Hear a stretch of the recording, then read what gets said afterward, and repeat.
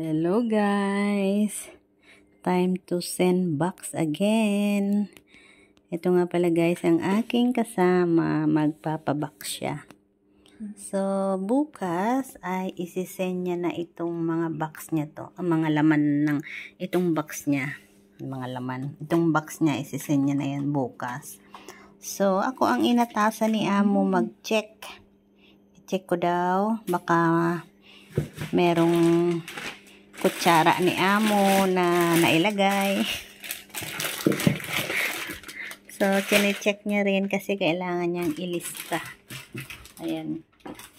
Wala nang intro-intro ito guys. Diretsuhan na lang. So, nililista niya yung mga kanyang mga isisend. So, ito nga guys. May mga chocolate siya. Chocolate makeup. Ayan, makeup. Ayan pa yung mixer, may Toblerone, may payong, may kutsilyo, may biscuit. So, may mari pa. May mari. May perfume. Ano itong mga to? Ito. Ayan, may medyas pa guys. O medyas. Bowl. This one have already? Happen. 10. Coffee. What 10? 10 kopi. Huh? 10 coffee ah? Lahat ah?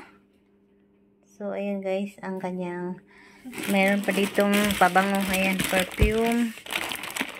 What is this ah? May wall clock pa oh. May wall clock pa. Mura kasi yan dyan.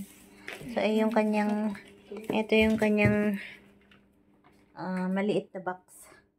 At dito naman sa loob ay meron pang malaki. Ayan. So, i-check ko rin yan mamaya at isi-seal ko rin. Isi-seal din namin yan dahil bukas nga ay i-collect na yan.